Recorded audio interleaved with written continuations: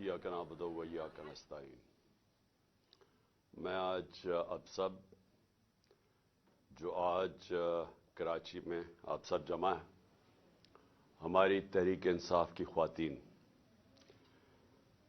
एक पाकिस्तान के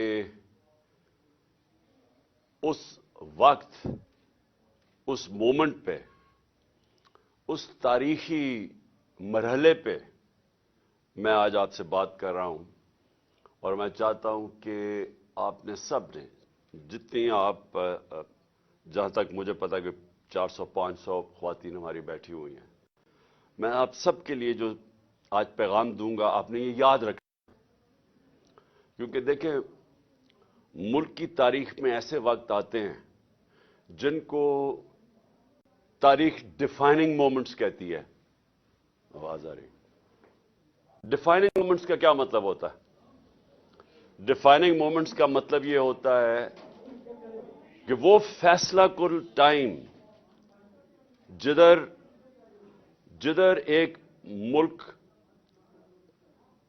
तबाही की तरफ भी जा सकता है, अरूज की तरफ भी जा सकता है। पाकिस्तान की तारीख का आज सबसे बड़ा क्राइसिस है। अगर मैं क्राइसिस देखूं तो हमारी जिंदगी के अंदर हमारा मुल्क टूटा, बांग्लादेश बना, मुझे वो अभी भी याद है। बहुत बड़ा क्राइसिस था पाकिस्तान में। और उसके अलावा भी क्राइसिस आए, लेकिन कभी भी ऐसा क्राइसिस नहीं आया जो आज है। एक आदमी के फैसले से, वो कौन था, वो अब सब जानते हैं कौन था, जिसके फैसले से एक ऐसा मुल्क के अंदर बुरहान आया है जिसकी पेशन गोई आज से मैंने 7 महीने पहले कर दी थी। वो इसलिए नहीं कि मुझे कोई अल्लाह ने गैब का इल्म दिया है, क्योंकि मैं पाकिस्तान की तारीख जानता हूं। और मैं ये खास तौर पे ये जो दोनों जमातें जिनकी लीडरशिप के ऊपर किताबें लिखी हुई हैं, इनकी करप्शन के ऊपर, इंटरनेशनल अखबारों में इनकी करप्शन लिखी हुई है, सिर्फ यही देख लें कि इन दोनों ने एक दूसरे के मुतल्लिक क्या कहा है। 20 साल ये एक दूसरे को चोर कहते रहे और दोनों ही सच बोल रहे थे। इनकी गवर्नमेंट 90 की दिहाई में 2-2 दफा करप्शन में गई। तो जब ये दो करप्ट खानदान ऊपर बैठे थे, तो आप याद रखें कि हिंदुस्तान 90 की दिहाई में पहले हमारे से आगे निकला। 90 की दिहाई से पहले हमेशा पाकिस्तान आगे था, हमेशा हम हिंदुस्तान से आगे थे। बरे सगीर में सारे इकोनॉमिक इंडिकेटर्स कहते थे हम आगे हैं। डॉक्टर इशरत हुसैन ने अपनी किताब में यह लिखा हुआ है। लेकिन 90 की दिहाई जब इन दोनों की पार्टनरशिप लगी, तब से पाकिस्तान पीछे रह गया और बांग्लादेश भी आगे निकल गया। तो जो मैं आज आपको बात बताना चाहता हूं, ये आपने बड़े गौर से इसलिए सुननी है कि ये इसके हमारी अब जद्दोजहद के ऊपर पाकिस्तान का जो मुस्तकबिल है वो डिपेंड कर रहा है। हम कितनी मेहनत करते हैं, कितनी जद्दोजहद करते हैं, कितनी लोगों के अंदर शऊर पैदा करते हैं। हमने जो डोर टू डोर कैंपेन शुरू की हुई है, हम घरों में जाके लोगों को जगाते हैं।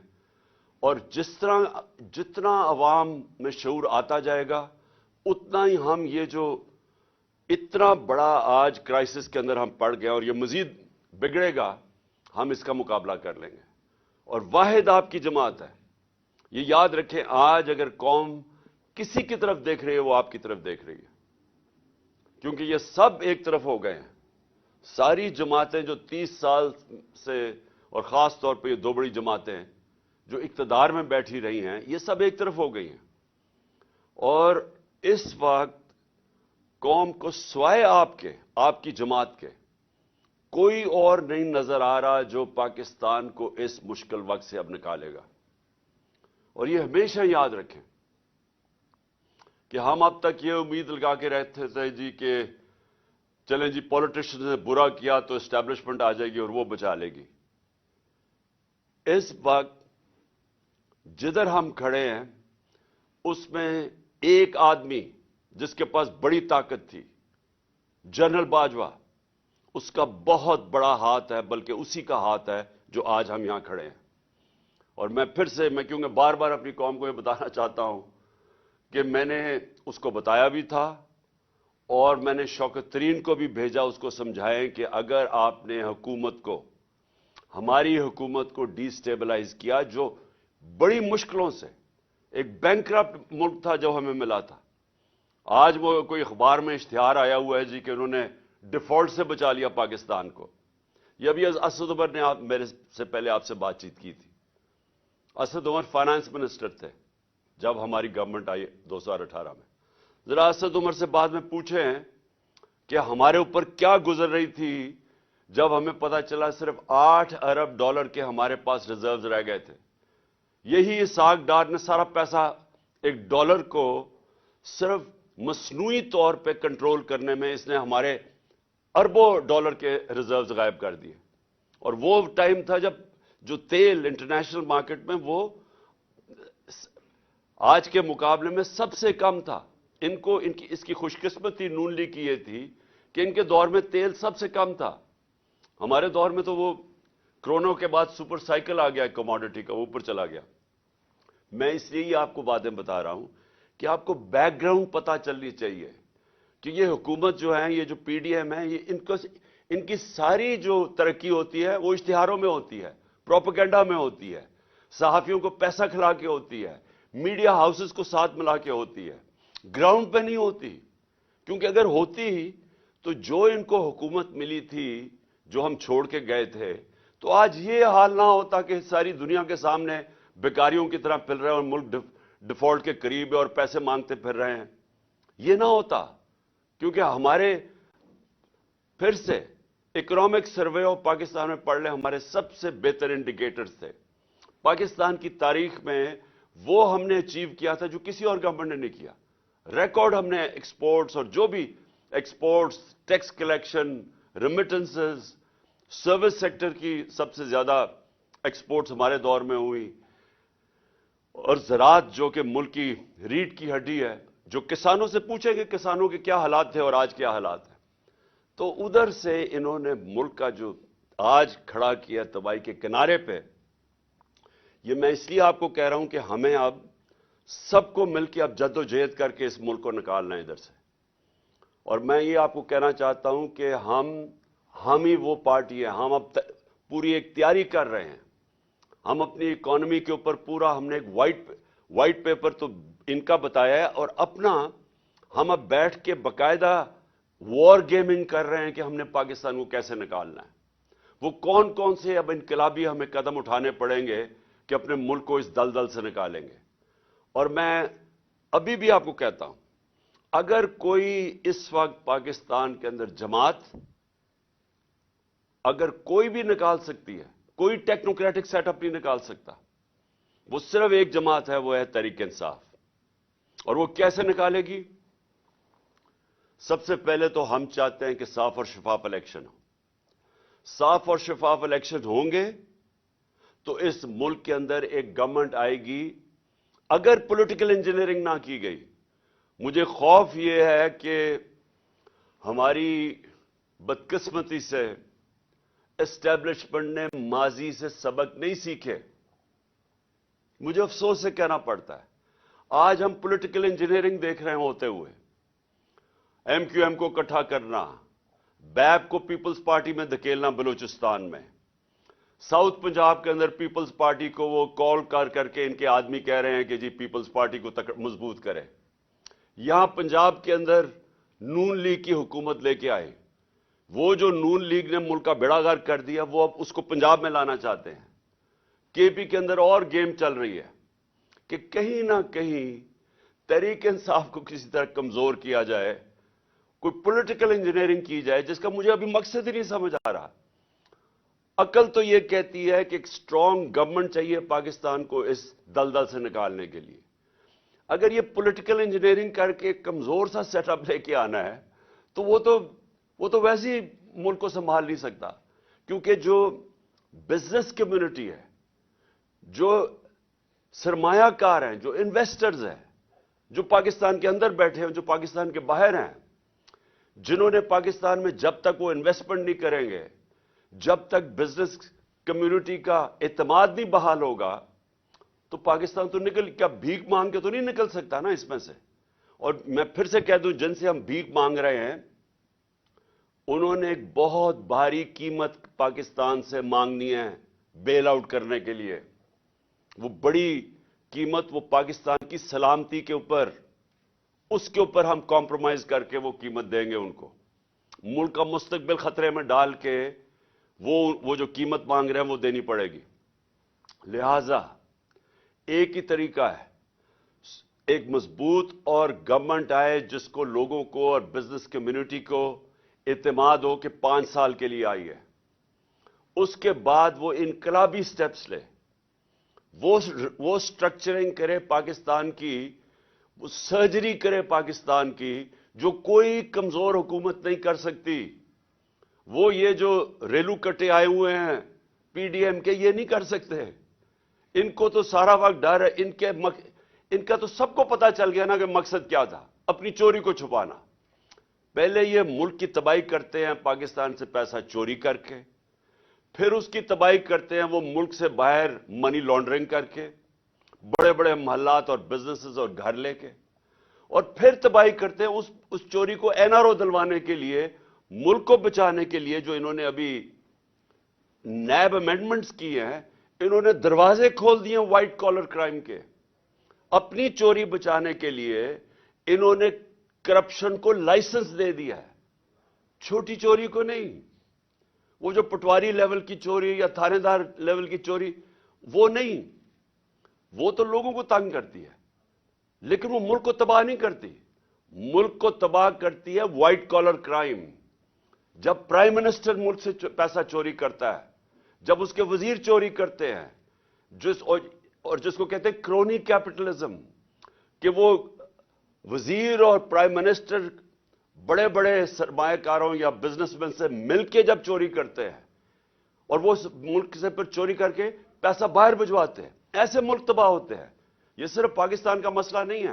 یہ آج اگر آپ ساری دنیا کی ڈیولپنگ ورلڈ دیکھ لیں، ڈیولپنگ ورلڈ کا مطلب جدھر غربت ہے، وہ ساری دنیا کے ان ملکوں میں جدھر غربت ہے وہاں سب اس طرح کی چوری ہو رہی ہے.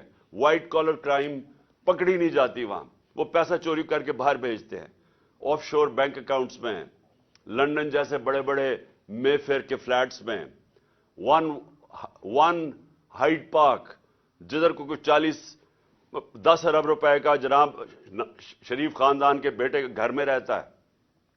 یہ چوری تباہ کرتی ہے قوموں کو. ڈالر کم ہوتے ہیں، روپے کی قیمت گرتی ہے، روپے کی قیمت گرتی ہے، مہنگائی آتی ہے، غربت بڑھتی ہے.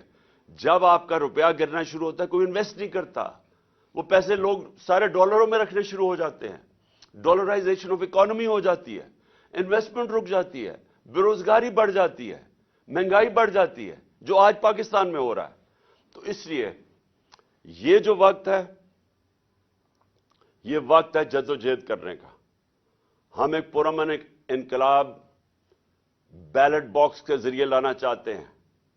میں ساری ان قوتوں کو کہہ رہا ہوں جن کے پاس اس وقت طاقت ہے، میں آج آپ سب کو کہہ رہا ہوں کہ اگر آپ آج سب مل کے، سارے اداروں کو میں کہہ رہا ہوں کہ یہ پاکستان ہم سب کے ہاتھ سے نکل جائے گا. ہم اب سری لنکا سچویشن کے پہلے تو جب میں نے بات کی تھی 1 جون کے اندر ایک انٹرویو دیا تھا میں نے سبی ابراہیم کو، تو مجھے کہا تھا غدار ہے یہ.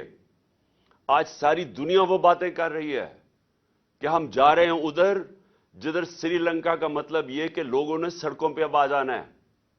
آٹے کی قیمت جدھر چلی گئی ہے اور آٹا مل نہیں رہا، وہ جو بیچارہ ایک آدمی کل آٹے کی لائن میں کھڑا ہو کے اپنی جان کھو بیٹھا ہے، یہ اب آگے مزید اور بڑھنے والا ہے. لوگوں کو کھانا جس ریٹ آٹا کی قیمت گئی ہے، ہمیں سب سے سوال پوچھنا چاہیے کون سی قیامت آ گئی پاکستان میں؟ کہ کیا اپریل میں کیا تھا، مارچ میں پاکستان کدھر کھڑا تھا اور آج کدھر کھڑا ہے؟ کیا ہوا ہے؟ ہم سب سے مشکل تو تیل کی قیمتیں تھی نا، تیل اوپر چلا گیا تھا. ہمارے دور میں 70-80 ارب ڈالر سے تیل کی قیمت چلی گئی تھی $110-115 تک. مشکل تو ہمیں وہاں پڑی ہوئی تھی. اب تو تیل نیچے آ گیا ہے. تو کیا یہ وجہ ہے کہ آج پاکستان میں قیمتیں بھی آسمانوں پہ چلے گئی ہیں, روپیہ بھی گر گیا ہے, انڈسٹری بھی بند ہو رہی ہے, آج 50 سال میں سب سے زیادہ مہنگائی ہے پاکستان میں اور بڑھتی جا رہی ہے. آج کوئی مجھے سمجھائیں کہ کیا وجہ ہے کہ پاکستانی دل مایوس ہو کے ملک چھوڑ کے جا رہے ہیں. 7.5 لاکھ پاکستانی چھوڑ کے ملک چلے گئے ہیں. کیونکہ امید ختم ہو گئی ہے. وہ جب ان لوگوں کی شکلیں دیکھتے ہیں اور دیکھتے ہیں کہ بدقسمتی سے ہمارے طاقتور حلقے بھی ان کے ساتھ کھڑے ہیں, لوگ تو مایوس ہو گئے ہیں پاکستان سے.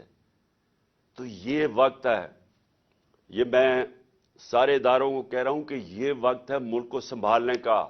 یہ سب کے ہاتھ سے نکلنے والا ہے اور یہ سنبھالے گی ایک پولیٹیکل پارٹی جس کی جڑیں ہیں سارے پاکستان میں, جو کہ فیڈرل لیول کے اوپر واحد ایک پولیٹیکل پارٹی ہے جو ملک کو اکٹھا رکھ سکتی ہے. ہمارے دشمنوں کا ایجنڈا پورا ہو رہا ہے. یہ تو حکومت ایسی آئی ہے, یہ جو امپورٹڈ حکومت ہے یہ تو ایسے آئی ہے کہ ایک ایجنڈا پہ آئی ہے ملک کو تباہ کرنے کے لیے, اور ملک کو اپنے گھٹنوں پہ کرنے کے لیے, تاکہ ہم کمزور ہوں اور پھر ہم جو بیرونی ایجنڈا چاہتا ہے, ہمارے دشمن چاہتے ہیں کہ کمزور پاکستان کو ٹکڑوں میں کر دے, یہ تو اس طرف جا رہے ہیں ہم. یہ ہے وقت ایکشن لینے کا. ایکشن کیا ہے؟ Free and fair elections. کوئی ہم کسی سے مدد نہیں مانگ رہے, ہم کوئی کسی کی سپورٹ نہیں چاہ رہے, ہم صرف جمہوریت چاہ رہے ہیں اس ملک میں صاف اور شفاف الیکشن کروانے کی. یہ صرف ہماری ڈیمانڈ ہے پاکستان میں, اب نہیں. جب سے میری گورنمنٹ, بلکہ جب یہ سازش ہو رہی تھی میں نے تب ہی الیکشن اناؤنس کر دیے تھے. ہمیں الیکشنز چاہیے. الیکشن سے ایک ہی طریقہ ہے. میں آج چیلنج کرتا ہوں, کسی طبقے سے آج پوچھ لیں کہ جناب ہم کیسے نکلیں گے اس میں سے, اس دلدل میں سے کیسے نکلیں گے. ہر عقل مند انسان ایک ہی بات کرے گا, صاف اور شفاف الیکشن. اور کوئی پولیٹیکل انجینئرنگ خدا کے واسطے نہ کریں. یہ جو ہمارے ملک میں اسٹیبلشمنٹ نے پولیٹیکل انجینئرنگ کی ہے, پیچھے اٹھا کے دیکھیں کتنا نقصان پہنچا ہے پاکستان کو. شارٹ ٹرم گینز کے لیے لانگ ٹرم ڈیزاسٹر ہوا اس کا. تو میں آخر میں اپنی کراچی کی خواتین کو کہنا چاہتا ہوں, اب یہ آپ کے لیے پالیٹکس نہیں ہے, یہ جہاد ہے. آپ اصل میں ملک کے لیے, اب اپنی قوم کے لیے نکل رہے ہیں. آپ اپنی ذات کے لیے نہیں نکل رہے, عہدوں کے لیے نہیں نکل رہے, وزارتوں کے لیے نہیں نکل رہے. آپ اپنے ملک کو بچانے کے لیے نکل رہے ہیں. ایسے حالات میں نے کبھی پاکستان میں ایسے حالات نہیں دیکھے تھے. صرف جب ہمارا ملک ٹوٹا تھا تو مجھے تب یاد ہے کہ اس طرح کا ہمیں خوف تھا. یہ اس کے بعد اتنا بڑا کرائسس آ چکا ہے, اور یہ جتنی دیر یہ اوپر بیٹھے رہیں گے یہ کرائسس مزید بڑھتا جائے گا. کوئی کسی کے پاس حل نہیں ہے. انہوں نے ہر مہینے پاکستان نیچے گیا ہے. یہ جب سے آئے ہیں اب سے تب سے آپ دیکھ لیں ہر اکنامک انڈیکیٹر نیچے جا رہا ہے. اور یہ سمجھ رہے ہیں کہ اشتہار دے کے شاید نکلائیں. اب وہ اشتہاروں کا بھی وقت چلا گیا ہے. اب سوشل میڈیا آ گیا ہے, سیاسی شعور آ گیا لوگوں میں.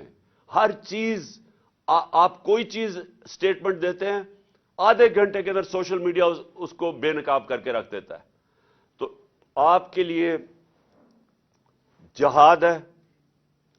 یہ ٹائم ہے کہ آپ نے ڈور ٹو ڈور جانا ہے. میں خواتین کو خاص طور پہ کہہ رہا ہوں, کیونکہ اس وقت میں نے دیکھا ہے کہ جو ہمارا بائی الیکشن ہوا ہے اس میں ہم اس کے باوجود بائی الیکشنز میں کہ ساری پارٹیز ایک ٹکٹ پہ لڑی, الیکشن کمیشن نے اتنی بے شرمی سے ان کی مدد کی, اسٹیبلشمنٹ ان کے ساتھ کھڑی ہوئی, اور صرف ہم کیسے جیتے کہ پاکستانی قوم نکلائی ووٹ ڈالنے کے لیے. انہوں نے ہمارے ووٹس بھی باہر پھینکے, جو حلقوں سے کوشش کی کہ ہمارے ووٹس باہر پھینک دیں, فیملیز کے ووٹ توڑے, سب کچھ کیا انہوں نے. لیکن جو ہم نے آخر میں اسیس کیا, کبھی اس طرح خواتین نہیں نکلی تھی ووٹ ڈالنے میں جو اس باری نکلی ہیں. اور میں اصل میں کہوں گا کہ ہمیں خواتین کی ووٹ نے اصل میں ہمیں یہ سارے جو 75% بائی الیکشن ہم جیتے ہیں انہوں نے ہمیں جتائے ہیں. اس لیے آپ کے اوپر بڑی ذمہ داری ہے. آپ کا ملک ہے, آپ کی فیملیز ہیں, آپ کا مستقبل ہے. آپ نے اب مل کے ہمارے ساتھ اس ملک کی خواتین اور مردوں نے اور بچوں نے اور سٹوڈنٹس نے اور نوجوانوں نے مل کے اب انشاءاللہ پاکستان کو اس بحران سے نکالنا ہے. پاکستان زندہ باد.